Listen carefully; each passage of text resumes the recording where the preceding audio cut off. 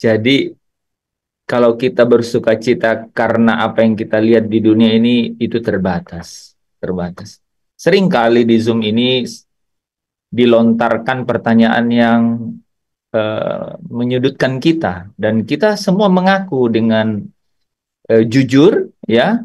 Kalau bahasa orang sekarang jujurly katanya, ya, honestly gitu ya.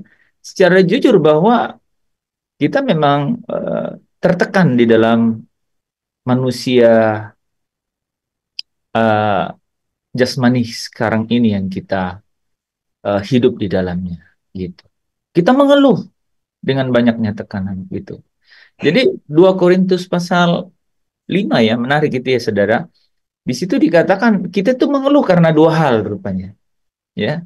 Kita mengeluh karena kita tertekan, ya, oleh banyaknya penderitaan, tetapi yang kedua adalah kita mengeluh karena kita rindu untuk pulang gitu ke rumah kita yang sesungguhnya gitu. Kita kita kita mengeluh karena kita rindu untuk mengenahkan tubuh kita yang sesungguhnya gitu. Jadi ada yang menarik di situ. Jadi kerinduan apa kita mengeluh itu karena 2 alasan, ya, karena 2 alasan. Nah, makanya sukacita kita ya ini ya, teman-teman, sukacita kita itu memang harusnya kita labuhkan kepada sukacita di dalam pengharapan gitu. Pengharapannya sukacita di dalam pengharapan. Allah yang merancang gitu ya saudara. Allah yang merancang kehidupan saya dan saudara. Itu adalah Allah yang punya rancangan, ya. Rancangan-rancangan mengenai kita, ya, ya, rancangan-rancangan mengenai kita. Rancangan-rancangan Dia mengenai kita, gitu. Itu adalah Allah yang memiliki rencana, gitu, rencana. Grand design, gitu. Rancangan yang eh, kekal, yang rancangan eh, yang eh, utama mengenai kita, gitu. Dan itu adalah rancangan-rancangannya mengenai kita, ya, mengenai rancangan-rancangannya mengenai kita, gitu, ya. Dan tidak ada nama lain rancangannya itu namanya rancangan damai sejahtera, gitu, ya. Kita harus pahami itu, ya, rancangan damai sejahtera kan, dan itu katanya untuk memberi kepada kamu hari depan yang penuh dengan harapan, gitu, penuh dengan harapan. Jadi kalau kita di dalam hidup ini saja itu hanya berharap kepada apa di dalam hidup ini saja berharap pada Kristus, itu kita tidak tahu mengenai rancangan itu. Kita tuh malang gitu katanya ya, orang yang paling malang.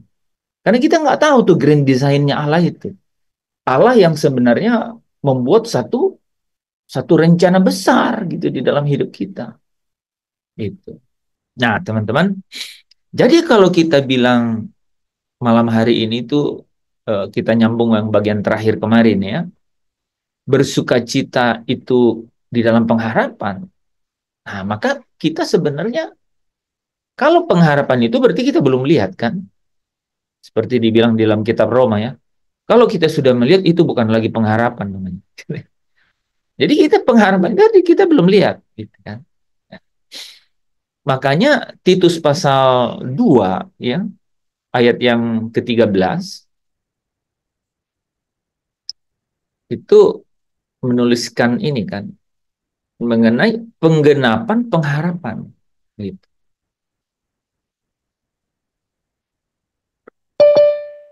Kita itu sedang menantikan katanya ya.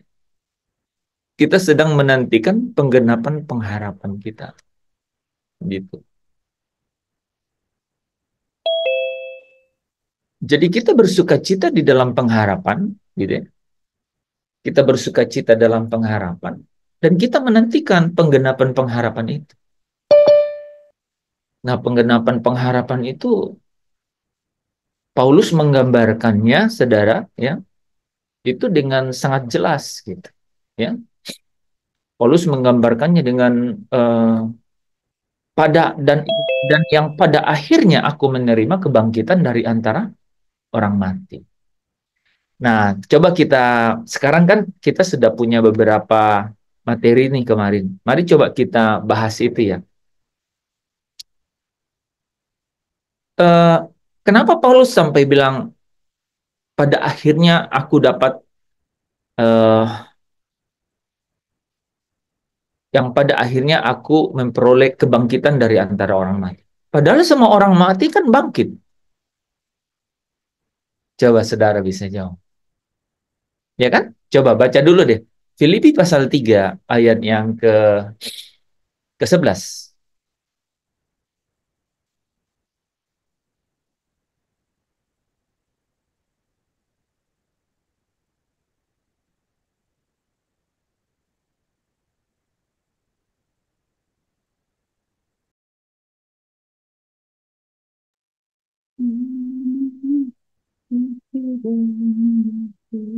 Siapa yang baca?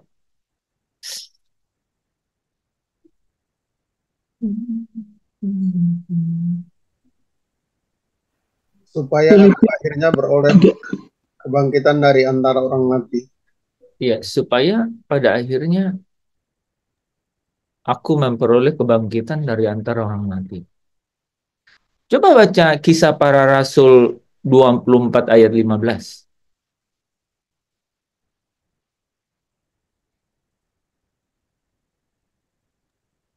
Kisah Para Rasul pasal 24 ayat 15. Aku menaruh pengharapan kepada Allah sama seperti mereka juga bahwa akan ada kebangkitan semua orang mati, baik orang-orang yang benar maupun orang-orang yang tidak benar. Jadi apa poinnya?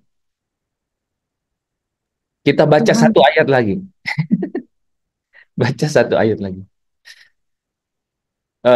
Yohanes, yang pasti Yohanes ya. Yohanes, Yohanes pasal 6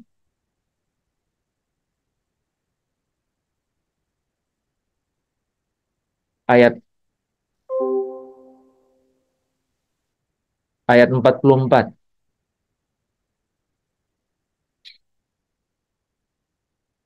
Yohanes pasal 6 ayat yang ke-44. Tidak ada seorang pun yang dapat datang kepadaku jikalau ia tidak ditarik oleh Bapa yang mengutus aku, dan ia akan kubangkitkan pada akhir zaman. Amin. Jadi Yesus janji dan dia akan kubangkitkan pada akhir zaman. Tapi tadi Kisah Para Rasul 24 ayat 15, semua orang, semua orang mati, baik orang-orang benar maupun orang-orang tidak benar, akan dibangkitkan. Nah, teman-teman udah bisa mengurut belum? Kenapa? Kok Yesus bilang seperti spesial kan? Dan mereka akan kubangkitkan pada akhir zaman. Dan Paulus bilang, yang akhirnya aku memperoleh kebangkitan dari antara orang mati. Gitu.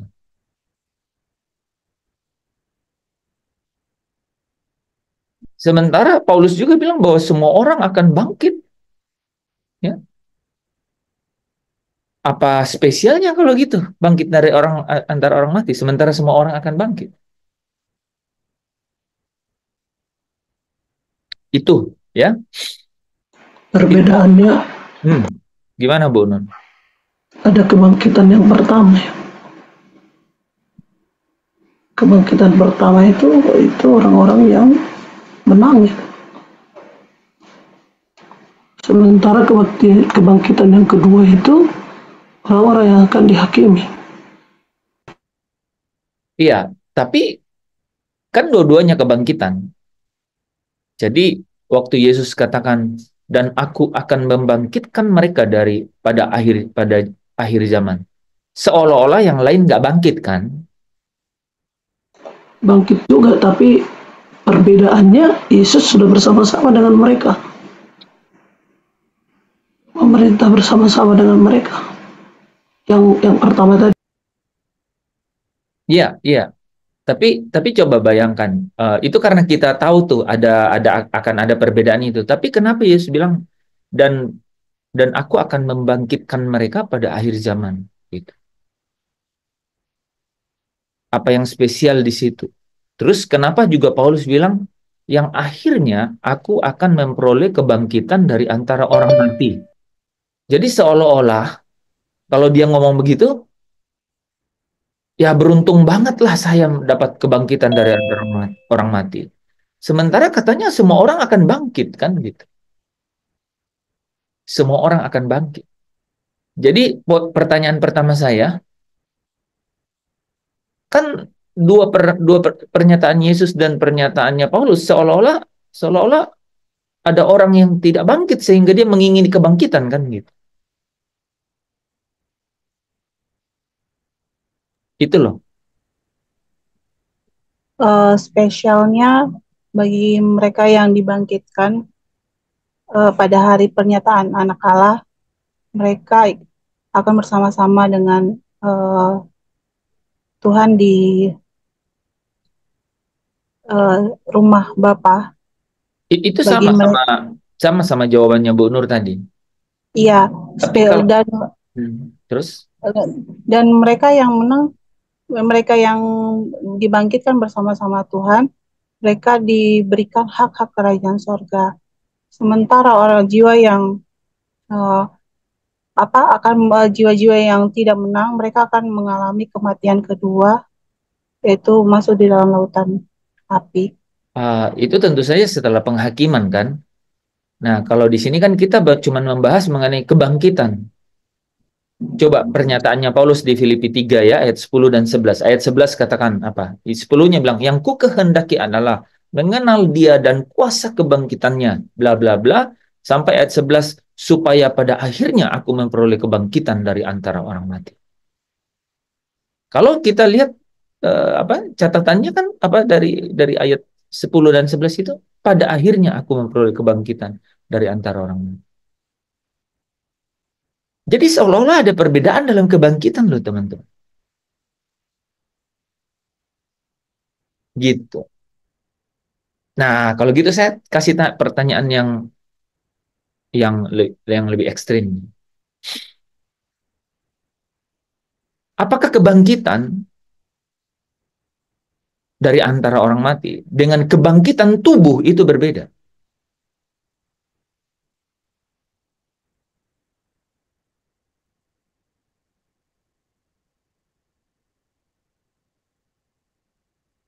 Nah, kira-kira gitu. Nah, pertanyaan kedua,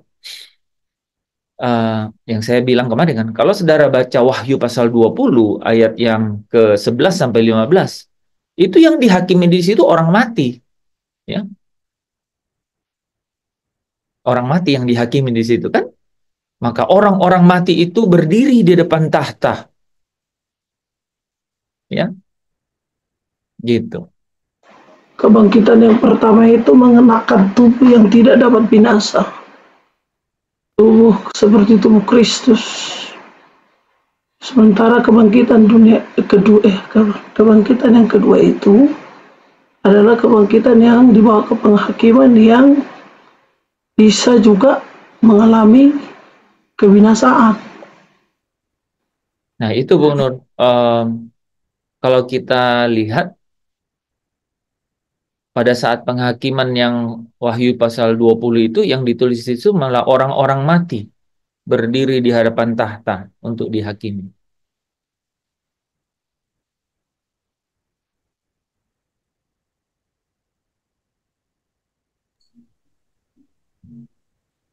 Iya, dari saya Pak Hens. Iya, gimana Pak? Yang Paulus rindukan dan harapkan untuk mengalami kebangkitan yang ini adalah kebangkitan di mana waktu tanda diberi dan Tuhan sendiri turun dari sorga, dan maka kebangkitan yang terjadi ini adalah kebangkitan di mana pembebasan tubuh, di mana tubuh yang fana akan diubah menjadi tubuh yang mulia. Artinya itu kebangkitan untuk menerima kemuliaan dan berjumpa dengan Tuhan sendiri, menyongsong Tuhan di angkasa. Ya, kalau kita tidak mengalami kebangkitan yang ini, maka itu kita adalah orang mati yang nantinya akan bangkit dan dihakimi, yang seperti tadi dibilang kebangkitan yang kedua, di mana dihakimi orang-orang mati. Nah, itu mungkin yang saya dapat. Oke, pertama Catatan dulu sebelum kita bahas ya, nggak ada istilah kebangkitan kedua. Tadi dari Bu Nur, Pak Tadus, nggak ada kan istilah kebangkitan kedua. Dan memang nggak ada kebangkitan kedua, yang ada kematian yang kedua kan? Itu kematian yang kedua.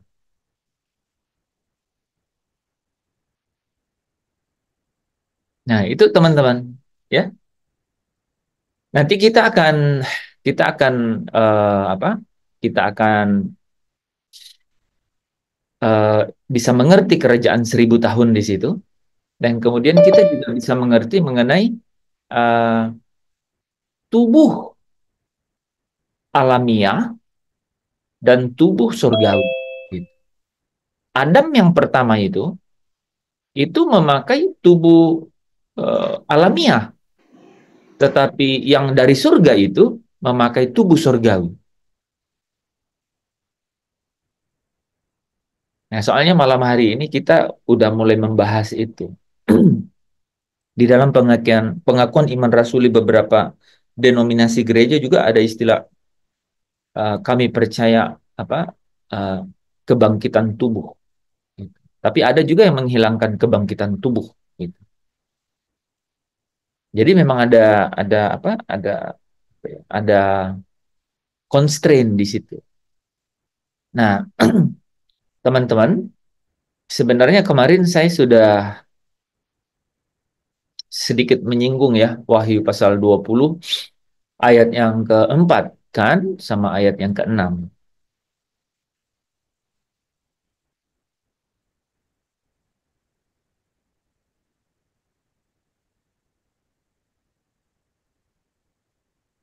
Oke, nanti kita bahas mulai dari situ. Nah, kita selesaikan bagian ini dulu ya. Jadi kalau menurut kisah 24 ayat 15 bahwa akan ada kebangkitan semua orang mati. Akan ada kebangkitan semua orang mati. Nah, kalau teman-teman lihat di Wahyu 20 di mana ya? Buka.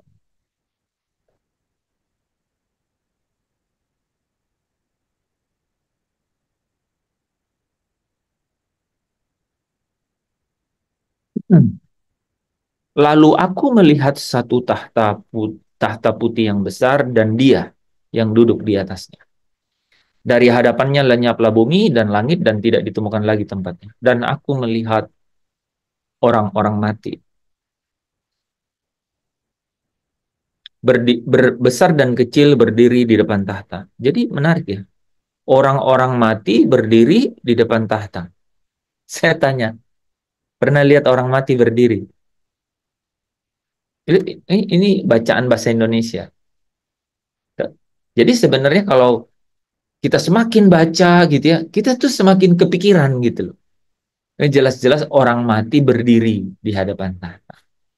Nah, saudara bayangkan juga lah, orang kaya yang mati di Injil Lukas itu, ya, dan Lazarus yang mati, jadi Lazarus mati, orang kaya mati, gitu. Tetapi mereka bercakap-cakap, kan?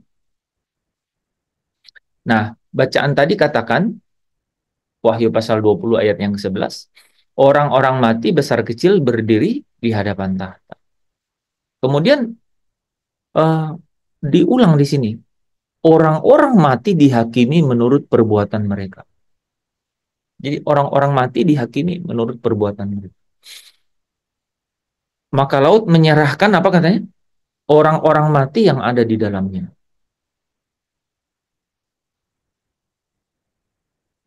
Dan maut dan kerajaan maut juga menyerahkan orang-orang mati yang ada di dalamnya. Mereka dihakimi masing-masing menurut perbuatannya. Jadi di sini ya, itu orang-orang mati berdiri di hadapan tahta dan orang-orang mati tersebut dihakimi menurut perbuatannya. Orang-orang itu berasal dari laut katanya, yang menyerahkan orang-orang mati itu. Dan maut dan kerajaan maut menyerahkan juga orang-orang mati itu. untuk dihakimi menurut perbuatannya. Jadi ayat 12 sama 13 itu persis sama sebenarnya.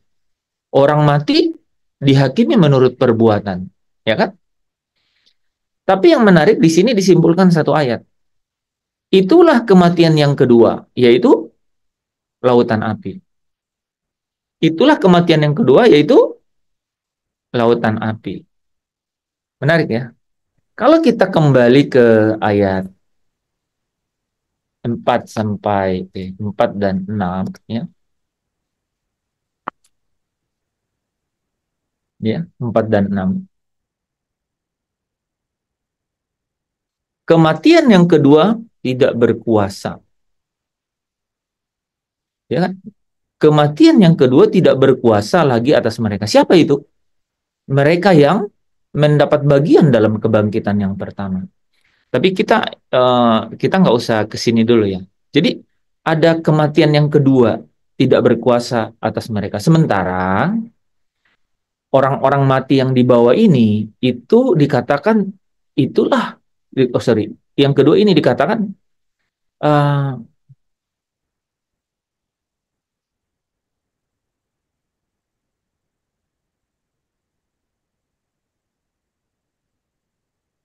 kematian yang kedua itu adalah lautan api. Yaitu ketika maut dan kerajaan maut dilemparkan ke dalam lautan api. Itulah kematian yang kedua. Nah, teman-teman, kan menarik di sini.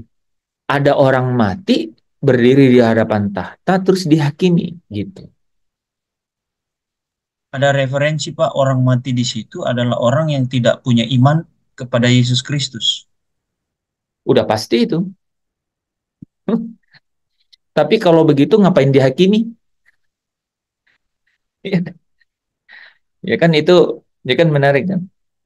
Jadi kalau maut dan kerajaan maut dilemparkan ke dalam lautan api, itulah kematian kedua, itu jelas kalau itu.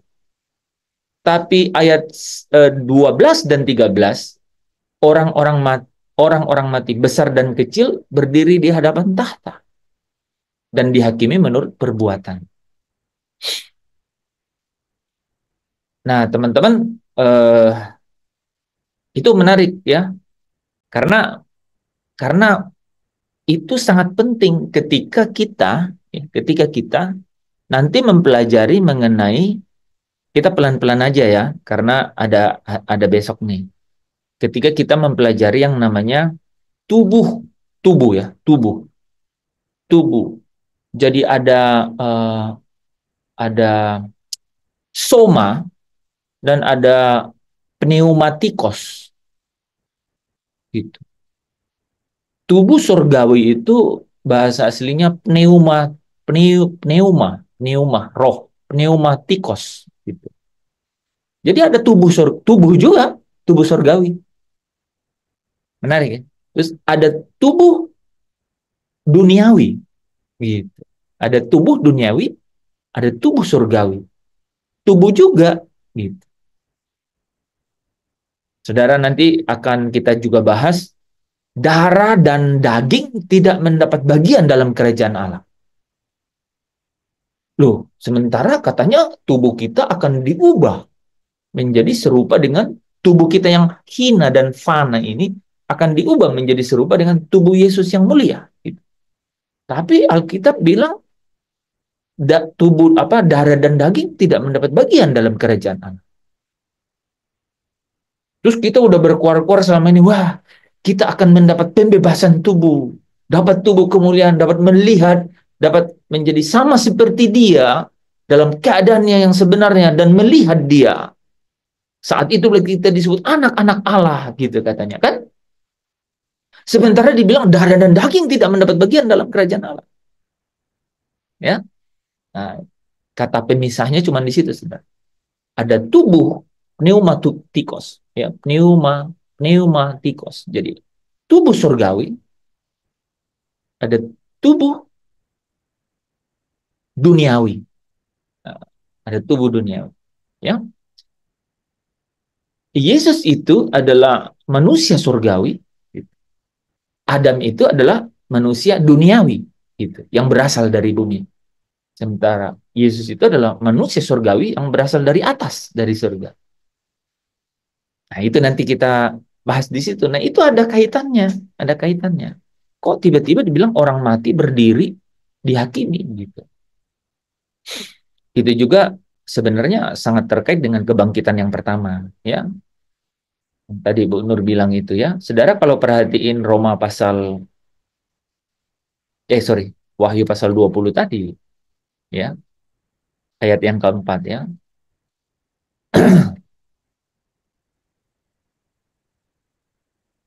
Aku melihat jiwa-jiwa.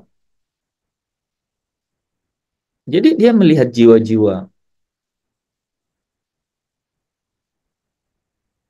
Mereka hidup kembali, mereka hidup kembali. Jadi jiwa-jiwa ini sudah hidup. Itu penting. Jiwa-jiwa ini sudah hidup dan sudah memerintah sebagai raja bersama-sama dengan Kristus untuk masa 1000 tahun. Kalau kita ngomong masa, ini bukan, ini ini sering banget orang bilang kerajaan 1000 tahun ya. Tidak ada loh istilah kerajaan 1000 tahun. Yang ada itu adalah masa 1000 tahun. Ya. Nggak ada. Jadi kalau cari dalam Alkitab kerajaan 1000 tahun itu nggak ada. Yang ada adalah masa 1000 tahun. Masa 1000 tahun itu ada rajanya, gitu. Tapi yang rajanya siapa katanya? Mereka sebagai raja. Terus Kristus apa dong? Kenapa dia disebut Tuhan di atas segala Tuhan, Raja di atas segala raja? Karena apa?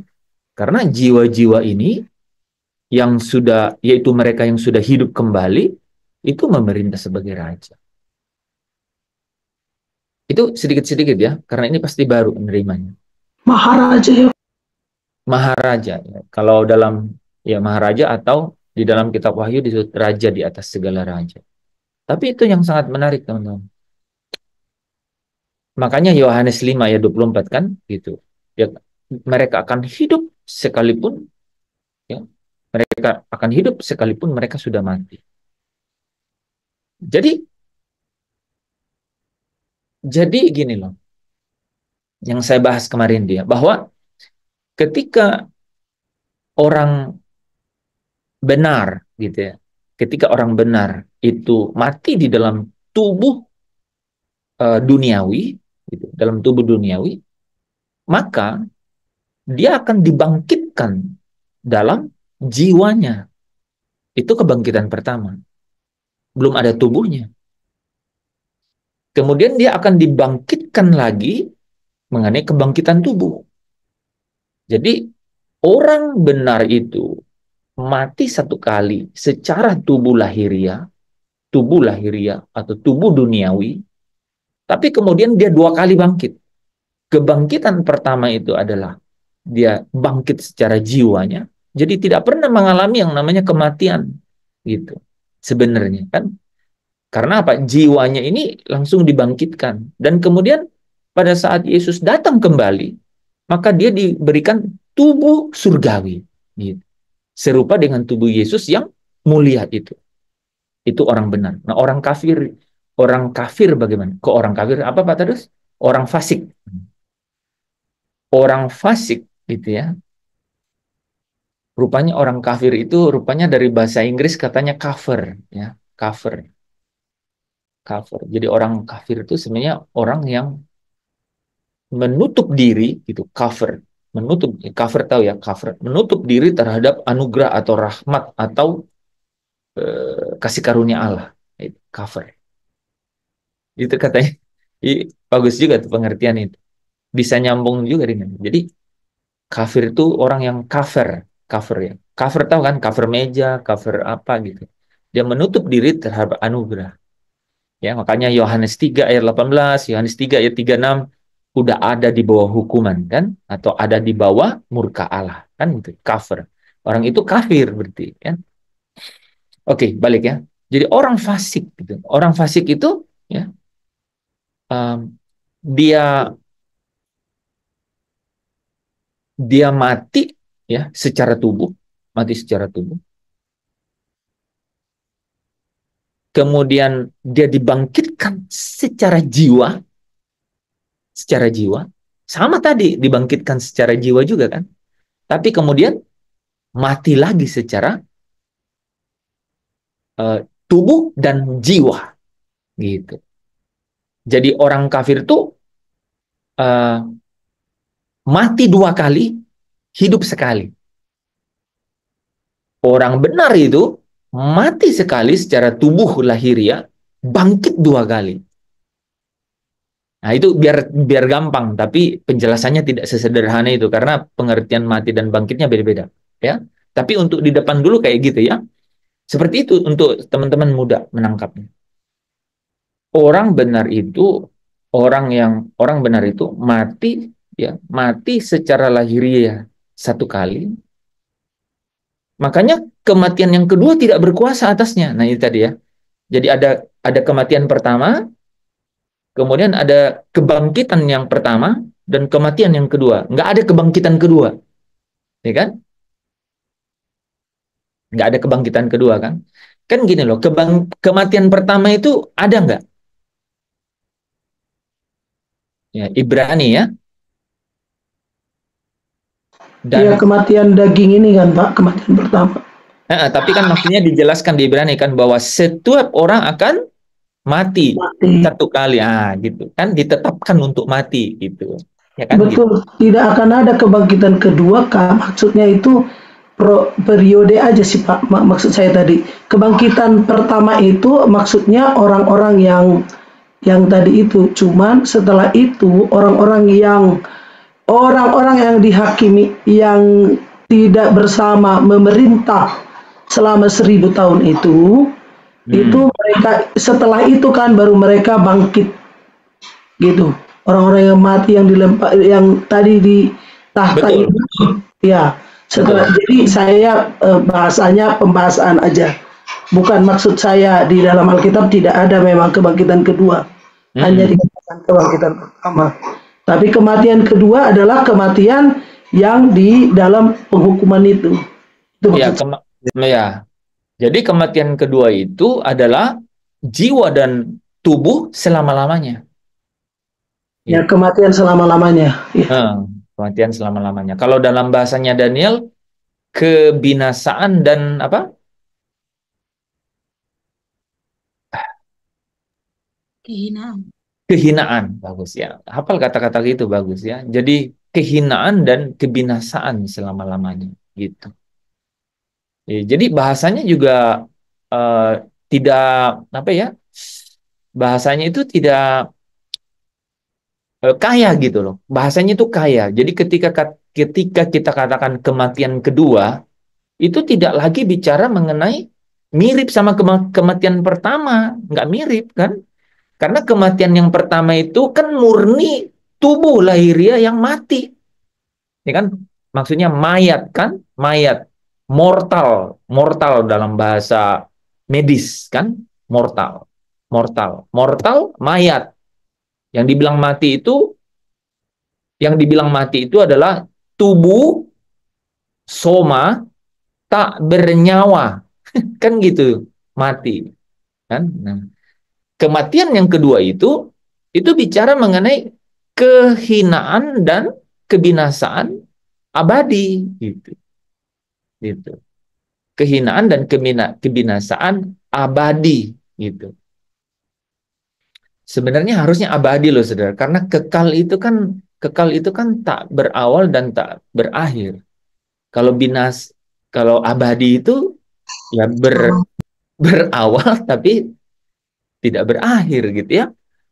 Tapi itulah intinya kita mengerti dulu gitu. Nah, teman-teman, di sini tuh kalau kita ngerti itu sebenarnya gini, ini yang contoh yang saya bilang tadi judul jurnal itu. Judul jurnalnya kan sederhana kan, menemukan identitas baru dalam Kristus, membangun motivasi diri. Kayak apa itu ya? Ya contoh gini ya. Ini spill dikit ya Saudara, spill ya. Nanti ya, spill dulu sedikit nih. Orang kan ada loh orang yang termotivasi karena dia menemukan status barunya di dalam Kristus. Ada. Terutama orang-orang yang punya latar belakang yang kurang beruntung. Tiba-tiba dia menjadi riset gitu, riset tuh. Cakrawala berpikirnya, eh, keyakinan dirinya, percaya dirinya jadi berbeda karena dia bilang, wah, saya ini ciptaan baru ya gitu. Saya punya identitas baru dalam Kristus ya gitu. Masa depanku tidak ditentukan oleh masa laluku gitu ya. Kan gitu. Benar kan? Jadi termotivasi kan, betul nggak? Nah, sama nih. Tipologinya sama, tipologinya sama. Ketika kita mengetahui mengenai kematian, kematian tubuh duniawi, kematian tubuh duniawi, dan kemudian ada kebangkitan jiwa, dan kemudian ada kebangkitan tubuh surgawi, kita ngerti yang namanya sukacita karena pengharapan. Pengharapan itu kan bukan sesuatu yang sudah dilihat, kan? Sesuatu yang belum dilihat, gitu. Sehingga kita benar-benar bersukacita karena itu. Dan sukacita itu, wah, kalau saudara perhatikan, sukacita itu terkait langsung loh, terkait langsung. Jadi ketika Yesus katakan mereka kubangkitkan pada akhir zaman, itu langsung terkait dengan mereka akan duduk di atas kedua belas tahta. Kalau di Injil di kitab Injil Lukas itu saudara dikatakan mereka akan duduk di atas kedua belas tahta untuk menghakimi kedua belas suku Israel gitu. Nah, itu ya. Jadi memang ada sukacita di dalam pengharapan itu. Nah, tetapi pengharapannya kita harus tahu supaya kita bersukacita. Sehingga sukacita tersebut, gitu ya.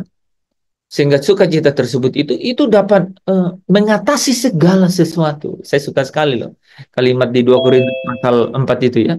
Katanya kemuliaan itu mengatasi segala sesuatu. Saudara pernah nggak pernah merasakan sesuatu apa ya? Pernah merasakan suasana batin yang bisa mengatasi segala sesuatu. Dan katanya melebihi segala-galanya. Pernah nggak menikmati suasana batin seperti itu?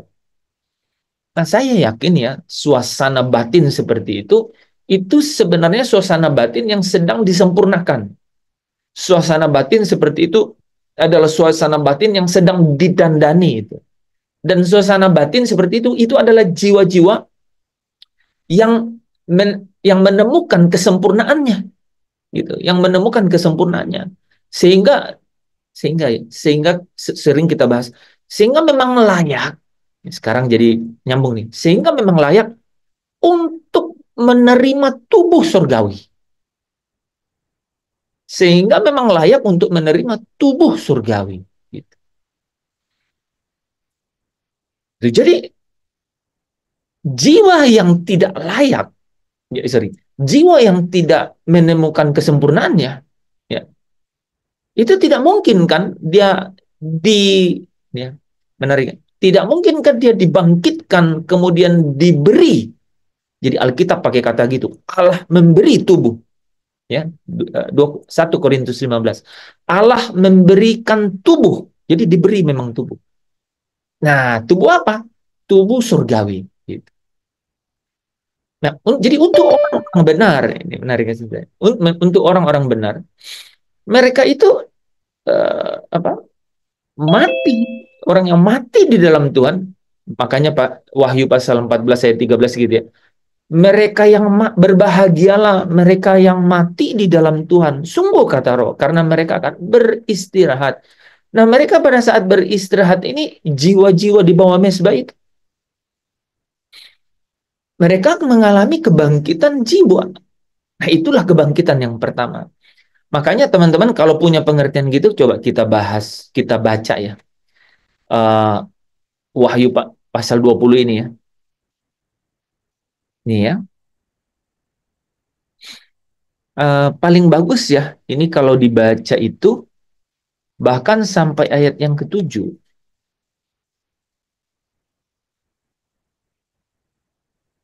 Nah, karena ini masih ada masa 1000 tahun. Ya, terus di situ 1000 tahun lamanya. Terus di sini ada masa 1000 tahun. Jadi bagus kalau langsung dibaca keseluruhan. Uh, jadi dikatakan di bawah mesbah itu mana nih? Ya. Jadi dia melihat tahta, ya. Kemudian dikatakan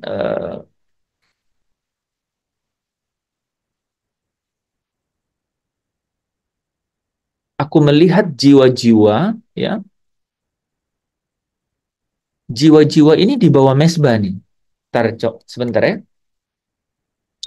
Saya cari ayatnya. Itu sangkakala kelima. Tapi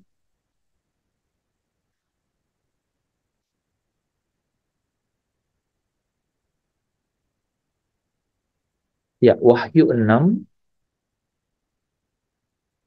ayat 9 ya. Coba kita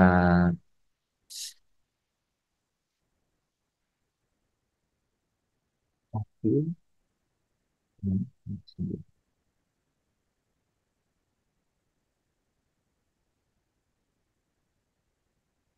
Nih, teman-teman ya. Jadi gini. Sebelum sebelum ini ya, sebelum saya jelasin terus kalian tidak ngikutin, saya mau balik dulu, balik. Ketika Paulus berkata apa? Ketika Paulus berkata bahwa uh, kami kami ingin menetap bersama dengan Kristus, ya. Ya, di 2 Korintus bilang gitu kan. Kami ingin menetap bersama dengan Kristus, kan? Jadi dia mengeluh di dalam tubuh yang fana ini gitu, yang sementara ini. Dia ingin pergi dan menetap bersama dengan Kristus. Ingat itu Pak Tadus ya? Pak Tadus pernah kasih ayat ini, ya? Menetap bersama dengan Kristus. Jadi ada istilah menetap. Itu di Korintus ya. Jadi tubuh sementara dan kemudian dia bilang ingin menetap bersama dengan Kristus ya. Kemudian di Filipi kan, Filipi 1 ya 23 kan. Aku ingin apa?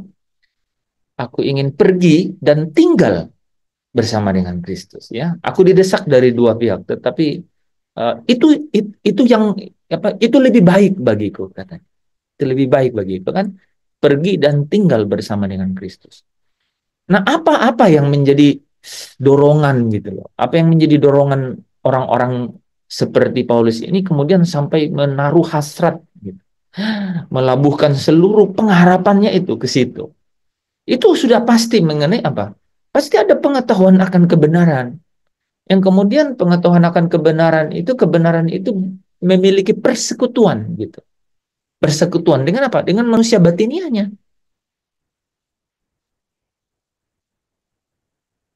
Hendaklah damai sejahtera Kristus memerintah di dalam hatimu.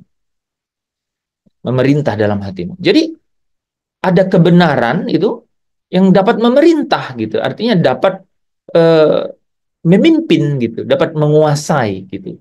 Dapat memiliki kuasa untuk memilih ya, memiliki kuasa untuk memilih. Memiliki kuasa untuk memilih. Sehingga hasilnya adalah tindakan-tindakan yang nyata dalam perbuatan yang memuliakan Allah, kan? Nah, jadi manusia batiniah seperti itu adalah manusia batiniah yang katanya apa? Yang menaruh pengharapannya kepada itu kan, 1 Yohanes 3 ya, gitu. Itu ketika menaruh pengharapannya kepada hal-hal begitu, hal-hal yang mana sih? Di 1 Yohanes 3 ayat 2 dikatakan apa? Apa katanya? Ingin melihat dia, gitu ya, melihat dia menjadi sama seperti dia dalam keadaannya yang sebenarnya, gitu. Jadi orang yang menaruh harapannya, melabuhkan pengharapannya untuk dapat melihat dia, gitu. Dapat melihat dia. Ibadah minggu kemarin ya, saya dengar seorang hamba Tuhan berkata begini ya, kalau orang ya hanya ingin ke surga karena menghindari neraka, Itu katanya. Ya, coba teman-teman, ada orang yang ingin ke surga hanya untuk menghindari neraka, itu sebenarnya kualitas batiniah yang tidak layak untuk masuk, untuk sampai ke Yerusalem baru, gitu. Ya, perhatiin kata-kata saya. Jadi orang yang hanya ingin masuk surga karena menghindari neraka itu sebenarnya tidak memiliki kualitas, sebenarnya kualitas batin seperti itu tidak layak untuk masuk ke dalam Yerusalem baru. Kalau begitu pertanyaan saya, berarti kualitas batin seperti apa yang layak untuk masuk Yerusalem baru? Dalam kaitan kerinduan bertemu dengan Yesus. Ais, mantap. Tepuk tangan dulu. Ya, Yohanes 17 ayat 24 ya. 24. Iya. Jadi bukan hanya menghindari, tidak ingin masuk neraka, tapi sebenarnya ada kerinduan hatiku, kehausan jiwaku, dapat ku memandang wajahmu. Gitu. Ya, memang begitu. Dan teman-teman, kan tidak mungkin kita tidak kan kita tidak mungkin punya pengharapan yang kosong, kan nggak mungkin, kan? Paulus menulis semua itu, ya. Coba kita baca ya, 2 Korintus berapa ya?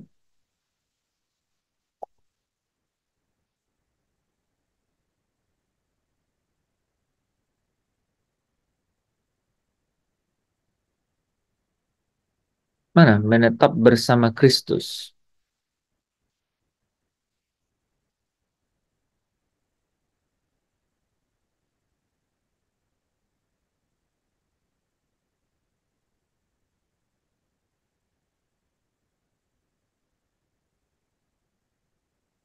Menetap.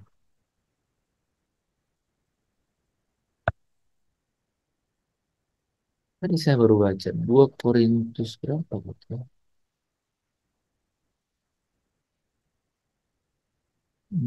Coba langsung.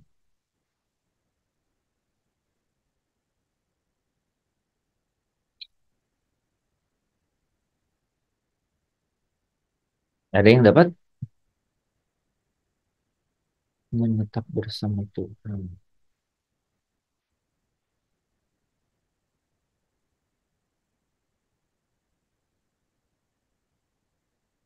Oke, 2 Korintus 5 ayat 8.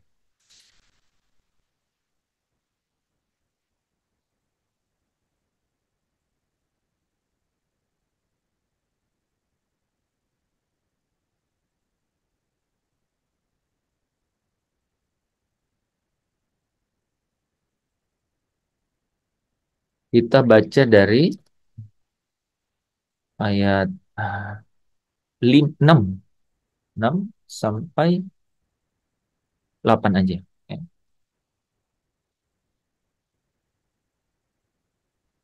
Maka karena itu kami senantiasa tabah, meskipun kami sadar gitu, bahwa selama kami mendiami tubuh ini, kami masih jauh dari Tuhan. Menarik ya teman-teman ya.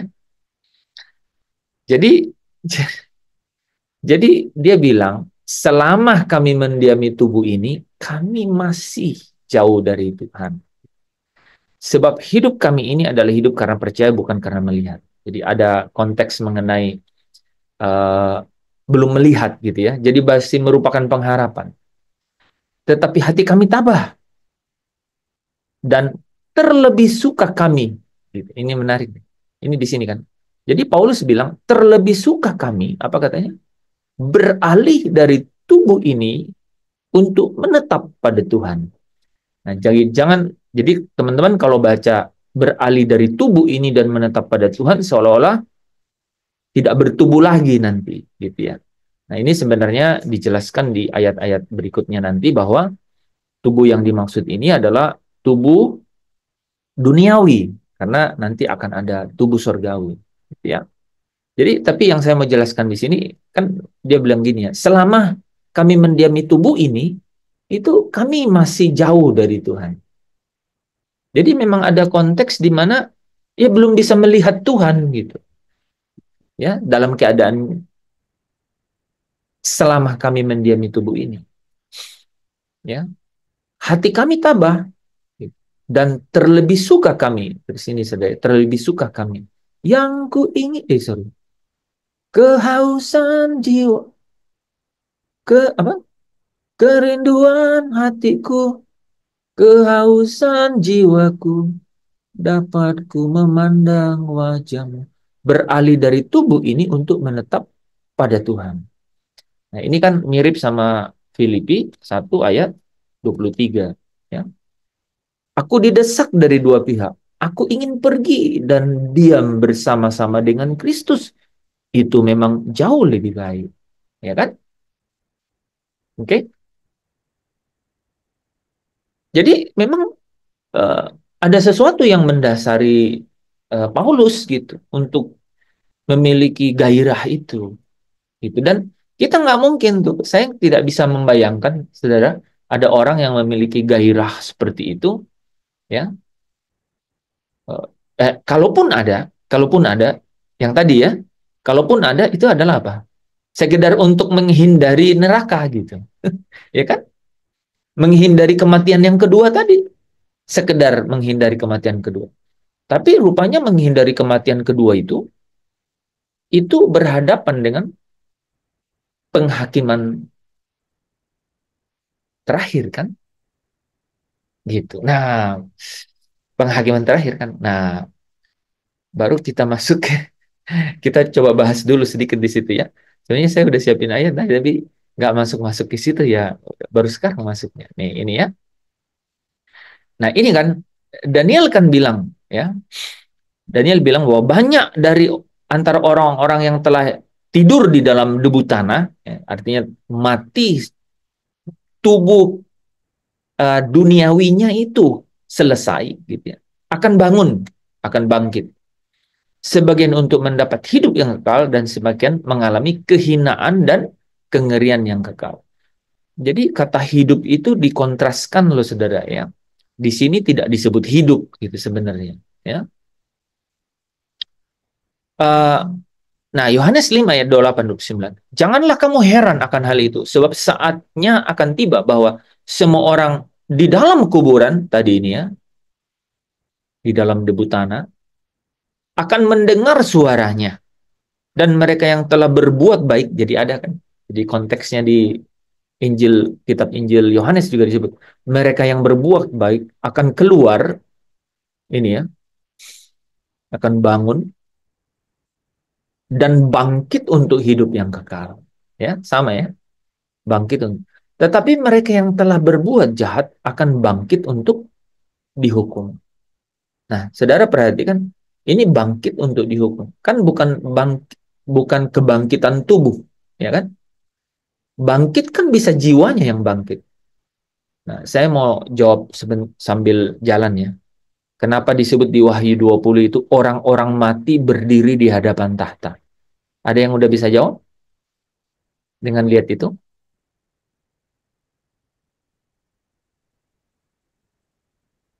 Jadi bangkit, itulah bangkitnya dia yang pertama kan. Tapi bangkit jiwanya yang berhadapan. Itu mirip sama orang kaya yang mati, yang sudah mengalami eh, kehinaan di situ kan. Kan dia mengalami kehausan jiwa gitu. Kehausan jiwanya kan gitu. Nah, kalau saudara perhatikan nanti baca Long Wahyu 20 itu, nah ini sama.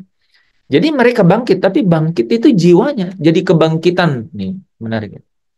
Jadi kebangkitan yang pertama itu bicara mengenai kebangkitan jiwa. Baik untuk orang-orang yang ada di bawah, yang ada di kemana kita tadi kok sampai ke sini ya? Menarik tuh. Soalnya tadi kita bahas ini loh, mana? Hmm?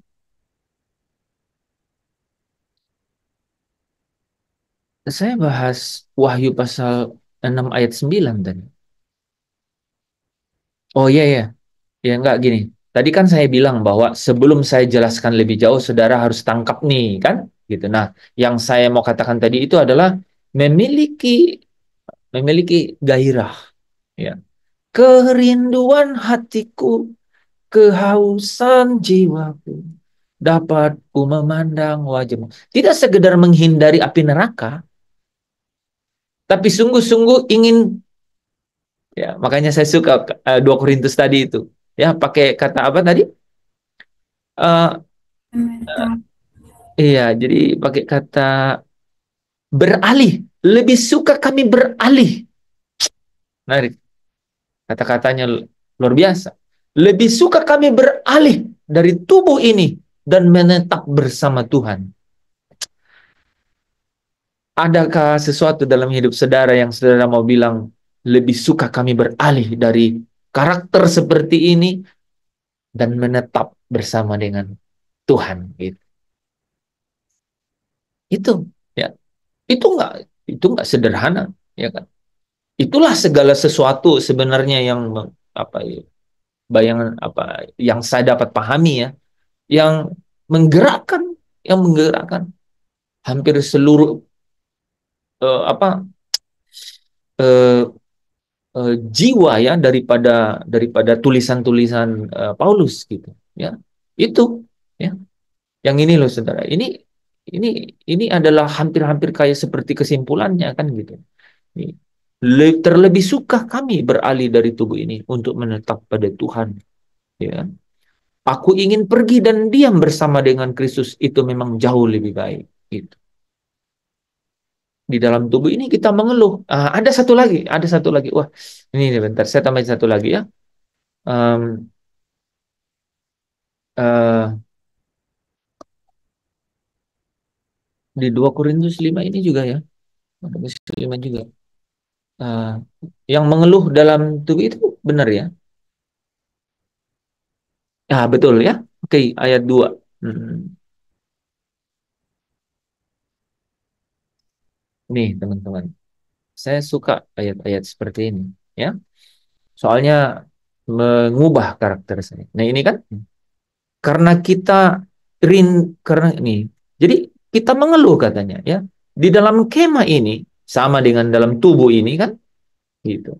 Di dalam kemah ini kita mengeluh. Karena apa? Karena kita rindu mengenakan tempat kediaman surgawi di atas tempat kediaman yang sekarang ini, gitu. Jadi ada gini loh, ada kerinduan untuk kebangkitan yang kedua, gitu kan? Gitu. Eh, iya, ada kerinduan untuk kebangkitan tubuh, maksud saya, ya. Ada kerinduan untuk kebangkitan tubuh surgawi. Itu yang dia katakan di sini, ke apa? Kediaman surgawi. Kenapa itu? Kenapa? Karena yang kita dijawab, ya. Ya, kan lagunya juga begitu, ya. Kerinduan hatiku, kehausan jiwaku, dapat ku memandang wajahmu. Itu kan yang dijelaskan di dalam 1 Yohanes 3 ayat 2, ya.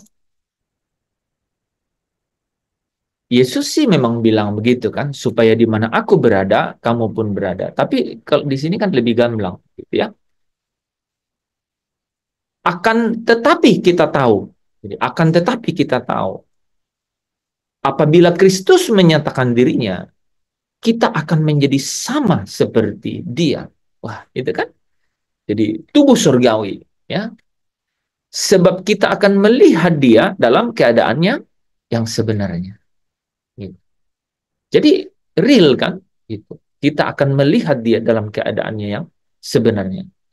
Kita akan menjadi sama seperti Dia.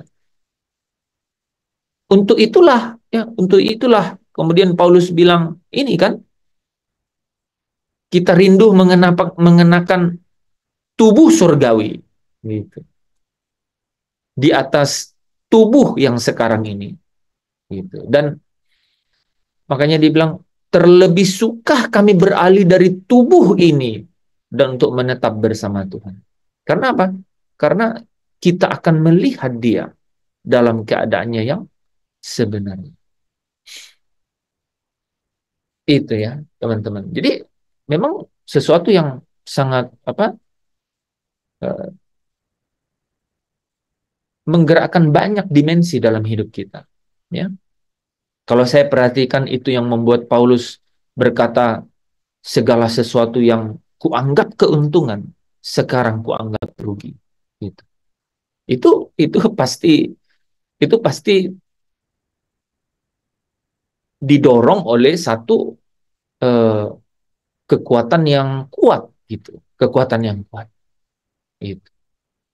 Terlebih suka kami beralih dari tubuh yang sekarang ini dan menetap bersama dengan Tuhan. Gitu. Aku ingin pergi dan tinggal bersama Kristus. Itu jauh lebih baik katanya. Ya. Apa yang bisa membuat kita seperti itu? Kan? Dia bilang kami mengeluh uh, di dalam kediaman yang sekarang ini, ya, di dalam diri kami yang sekarang ini. Ya. Kami mengeluh, ya, karena kami rindu mengenakan ya tempat kediaman surgawi di atas tempat kediaman kami yang sekarang ini. Itu ya teman-teman. Nah, uh, itulah sukacita, ya, karena pengharapan itu. Ya, menurut Titus 2 ayat 3 tadi memang akan ada penggenapan dari pengharapan itu. Ya. Pengharapan itu tidak mengecewakan, kan? Ya, pengharapan itu tidak mengecewakan.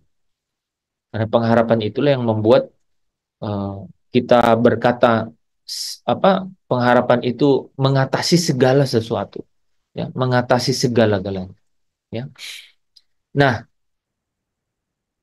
kebangkitan tubuh itu merupakan salah satu dari pengharapan, ya, salah satu dari pengharapan kita, dan kita bersuka cita karena itu.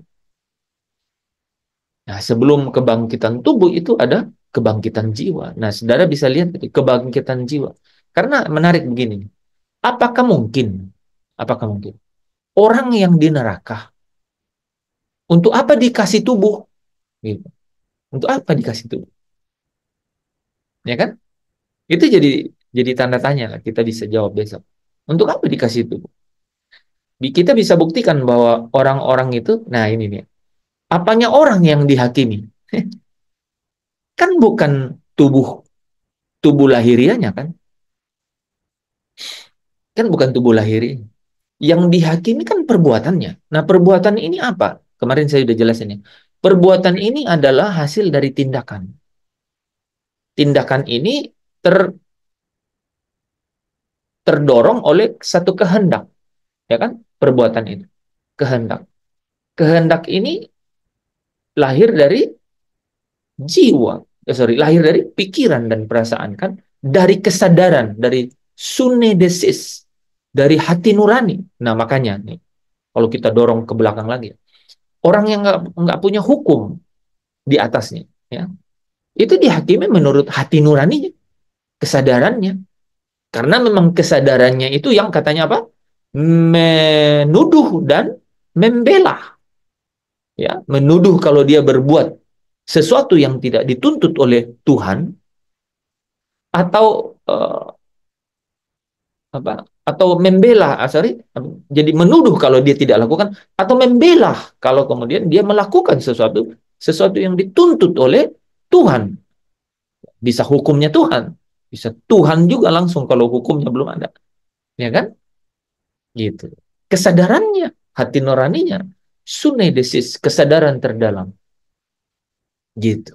Nah, sama, sekalipun kita sudah ada hukum, seperti orang Yahudi yang punya hukum Taurat, atau kemudian kita yang terima Kristus yang membawa satu perjanjian yang baru, yaitu hukum kasih, gitu kan?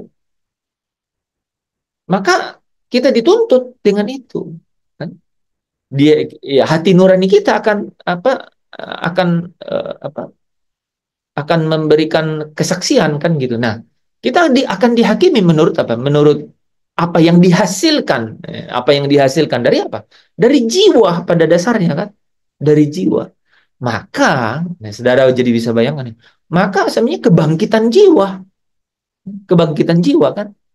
Makanya di Wahyu pasal 20 orang-orang mati berdiri di hadapan. Nah, yang namanya orang-orang mati ya maksudnya orang-orang yang mati tubuhnya kan, tubuh lahirianya berdiri di hadapan tahta. Artinya kok bisa berdiri? Udah dibangkitkan jiwanya. Sama dengan itu orang kafir, orang fasik kan gitu. Nah, orang benar dibangkitkan jiwanya pada saat eh, nah, jadi begini, orang mati tadi, orang-orang mati yang dihakimi itu kan tidak bangkit sebelum selesai kerajaan 1000 tahun. Nah, oke, bagian terakhir ya sebelum besok kita lanjut lagi. Tapi saya mau selesaikan yang tadi Wahyu pasal 20 ayat 4 sampai 7 ya. Yang tadi saya skip dulu balik ke sini untuk ini ya. Supaya Andreas dapat jawaban. Ini cara ngertinya ini cuman ini teman. Saya baca ya. Baca di bawah dulu sini ya. Dan aku melihat jiwa-jiwa mereka. Jiwa-jiwa mereka ini, mereka itu sudah hidup kembali. Hidup kembali. Dan mereka hidup kembali, menarik kan? Dia memerintah sebagai raja bersama-sama Kristus untuk masa 1000 tahun. Lihat mereka ini. Dan ketika anak domba membuka meterai kelima, aku melihat di bawah mezbah jiwa-jiwa mereka yang telah dibunuh oleh karena firman Allah. Sama kan? Jiwa-jiwa mereka yang telah dipenggal kepalanya karena kesaksian Yesus dan karena firman Allah. Ya. Nah, di bawah mezbah. Nah, di bawah mezbah ini sama nih, aku melihat tahta kan.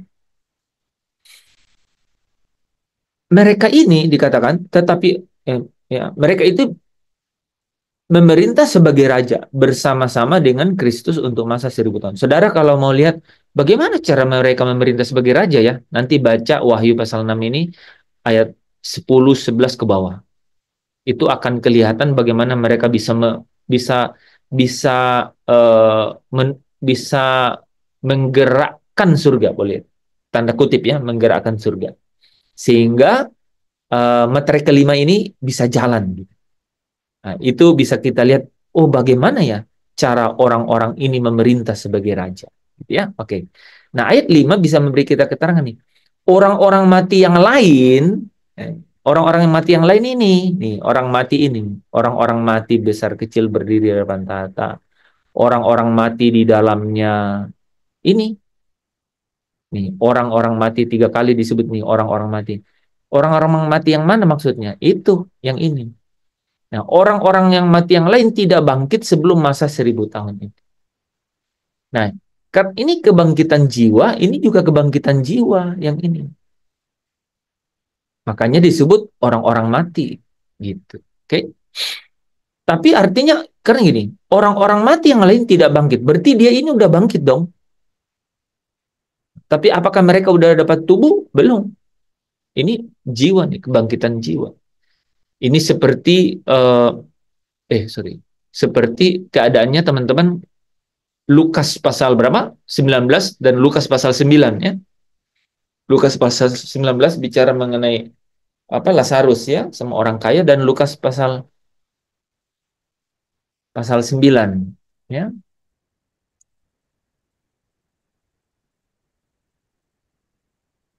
Jadi seperti bayangan ya, Pak. Gimana Bu Nur? Maksudnya itu jiwa tanpa tubuh yang baru. Iya, jiwa tanpa tubuh. Persis kayak cerita di Lukas pasal 19.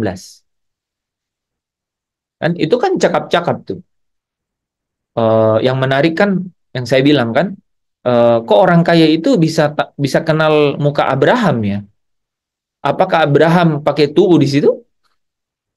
Bisa gitu. Dia juga bisa kenal Lazarus gitu. Lazarus mungkin dia kenal, padahal dia nggak pakai tubuh ya di situ. Lukas 16 ya, Lukas 16.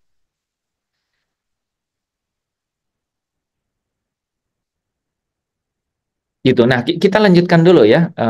Ini terakhir, soalnya terakhir. Nah, jadi kan kelihatan tuh teman-teman. Orang-orang mati yang lain tidak bangkit sebelum masa yang 1000 tahun itu, itulah kebangkitan. Nah, berbahagia dan kuduslah ia yang mendapat bagian dalam kebangkitan pertama, kebangkitan jiwa itu. Makanya, di sini juga yang menarik itu adalah gini loh, ya balik-balik gitu ya. Mereka eh, mereka akan hidup sekalipun mereka telah mati, ya. Yohanes 5 ayat 24 itu, ya. Mereka akan hidup sekalipun mereka sudah mati. Artinya yang ini nih, ya. Aku berkata kepadamu, sesungguhnya barang siapa mendengar perkataanku dan percaya kepada Dia yang mengutus aku, ia mempunyai hidup kekal dan tidak turut dihukum. Sebab ia sudah pindah dari dalam maut ke dalam hidup. Nah, Yohanes 11 ayat 25. Akulah kebangkitan dan hidup, barang siapa percaya kepadaku, ia akan hidup walaupun ia sudah mati. Jadi ia akan hidup walaupun ia sudah mati. Ia akan hidup jiwanya sekalipun ia sudah mati tubuh duniawinya. Gitu. Nah, pada saat nanti Yesus datang di dalam kemuliaannya, ya, di dalam kemuliaannya, maka dia akan dibangkitkan, dan itu adalah kebangkitan tubuh.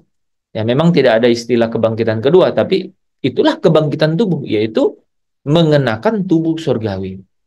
Besok kita bahas tubuh surgawi sama tubuh duniawi, apa beda atau bagaimana? Apa signifikansinya? Apa apa artinya gitu? Apa makna rohaninya dalam hidup kita? Oke, kita lanjut dulu yang tadi, ya. Mana ya?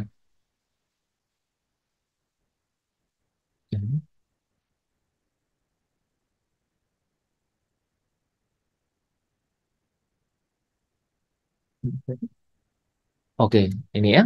Kita lanjut ini ya. Ini ya. Dan setelah, nah ini ya. Dan setelah masa 1000 tahun itu berakhir, iblis akan dilepas dari penjaranya.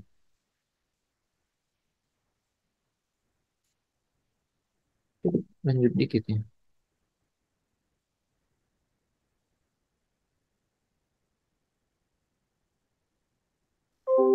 Dan setelah masa 1000 tahun itu berakhir, iblis akan dilepas dari penjaranya. Dan ia akan pergi menyesatkan bangsa-bangsa pada keempat penjuru bumi, yaitu Gog Magog, dan mengumpulkan mereka untuk berperang, dan jumlah mereka sama dengan banyaknya pasir di laut. Maka naiklah mereka ke seluruh dataran bumi, lalu mengepung perkemahan tentara orang-orang kudus dan kota yang dikasihi itu. Tetapi dari langit turunlah api menghanguskan mereka.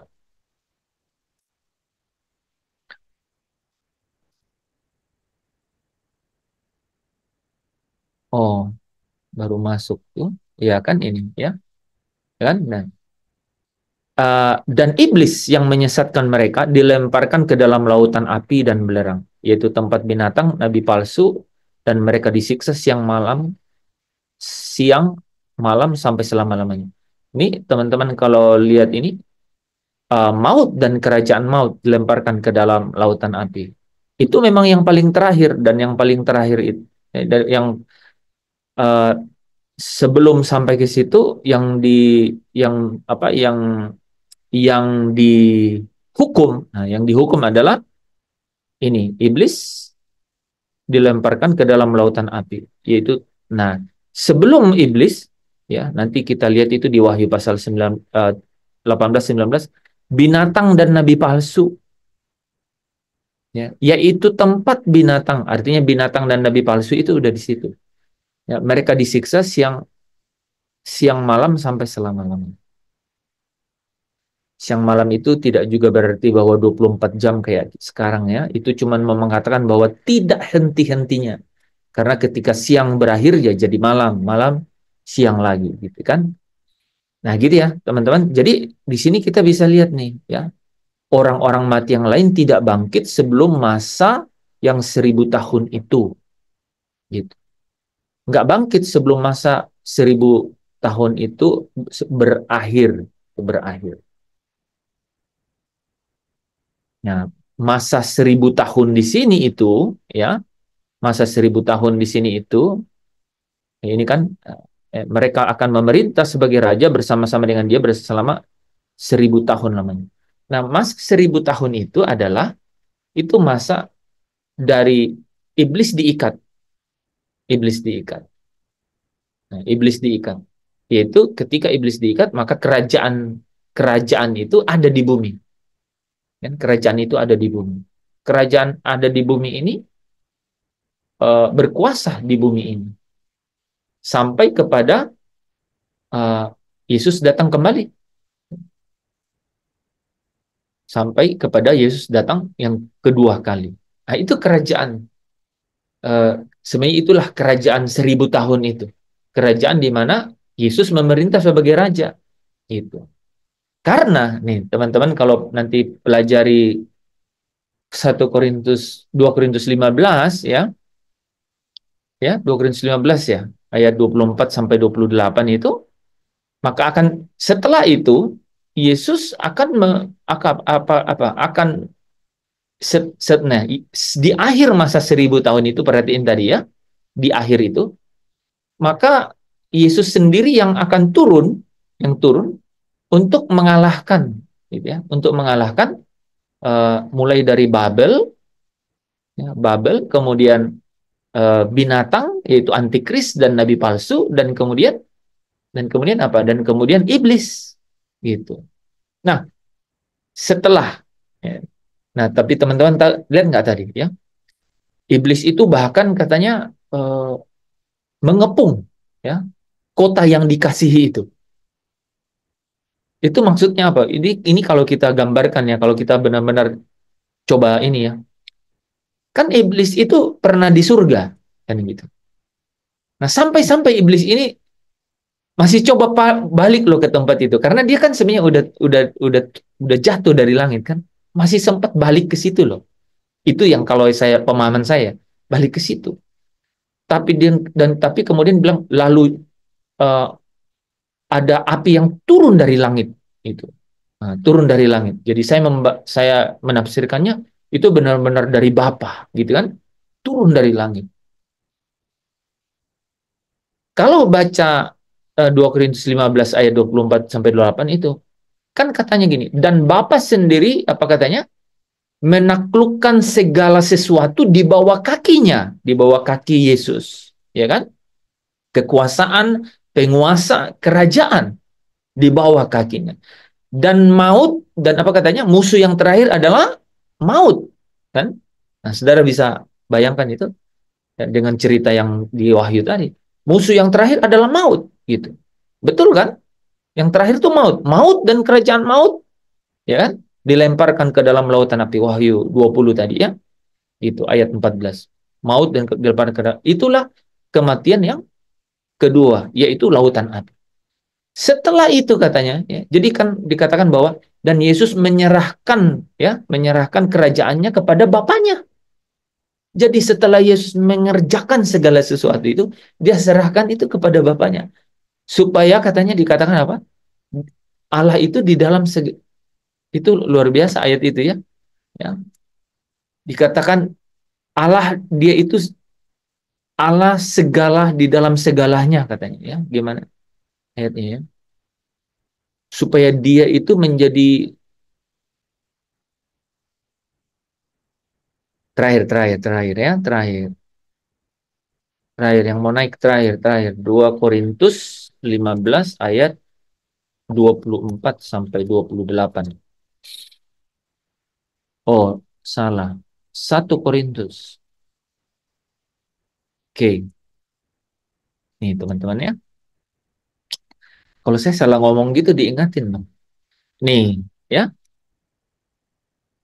Tetapi segala sesuatu telah ditaklukkan di bawah Kristus, maka ia sendiri sebagai anak akan menaklukkan diri di bawah dia, di bawah Bapa. Yang telah menaklukkan segala sesuatu itu di bawah dia, di bawah Yesus. Ya? Supaya Allah menjadi semua di dalam semua. Ini adegan ini luar biasa loh. Maksud saya bayangkan kok Paulus bisa nulis ini gitu. Paulus bisa nulis kesimpulan ini gitu. Ya, kemudian tibalah kesudahannya bila mana Yesus menyerahkan kerajaan. Ini kerajaan apa ini? Inilah masa 1000 tahun itu. Ini kerajaan ini masa 1000 tahun itu. Ya, ia menyerahkan.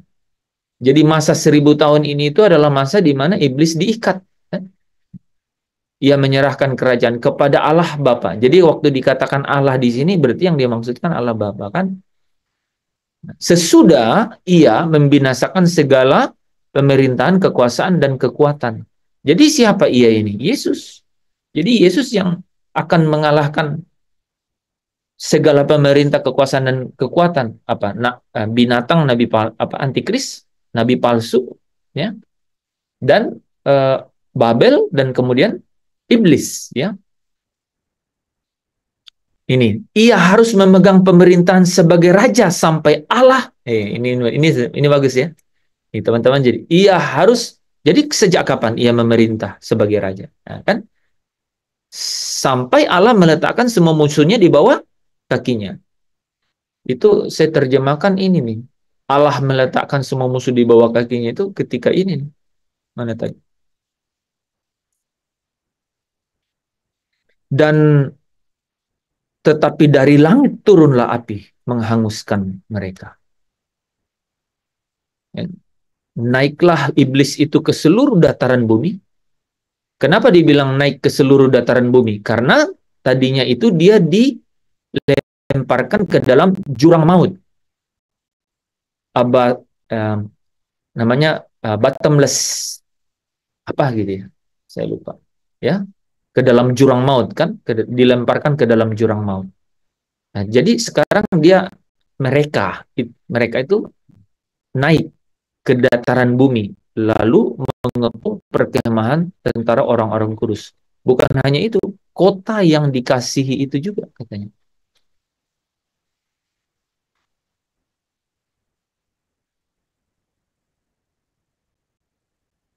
Amin. Dari tadi nunggu amin.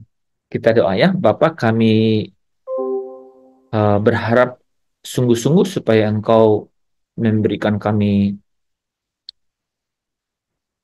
pimpinan ke dalam seluruh kebenaran melalui Roh sendiri, supaya kami dapat menikmati sukacita dari setiap kebenaran itu, yaitu pengharapan di balik semua kebenaran itu. Supaya di dalam hidup kami, Tuhan, kami mampu merebut kemenangan di dalam setiap perjalanan hidup kami. Terima kasih Bapa. Anak-anakmu dimanapun mereka berada, hamba doa supaya Engkau sendiri yang bekerja di dalam seluruh kehidupan mereka, terutama di dalam hati nurani mereka, supaya mereka mendengarkan suara-Mu dan mereka dapat menangkap kebenaran yang Engkau ingin sampaikan atau mereka miliki di dalam hidup mereka, menjadi kekuatan, keteguhan, supaya mereka dapat hidup mengatasi segala perkara-perkara yang ada di dalam tubuh yang fana ini, yang ada di dalam kemah yang sementara ini, supaya mereka sungguh-sungguh mau terlebih suka untuk beralih dari tubuh yang fana itu kepada kediaman yang abadi, kediaman surgawi. Terima kasih Bapa. Terima kasih. Beri kami kekuatan, beri kami berkat, beri kami jalan keluar. Pimpin kami supaya kami tetap setia di jalan. Di dalam nama Tuhan Yesus Kristus, Putra Tunggal-Mu, Juru Selamat, Tuhan kami yang hidup. Kami mengucap syukur dan berdoa. Saudara yang bersuka cita, yang diberkati, yang percaya, boleh bersama dengan saya katakan amin. Amin.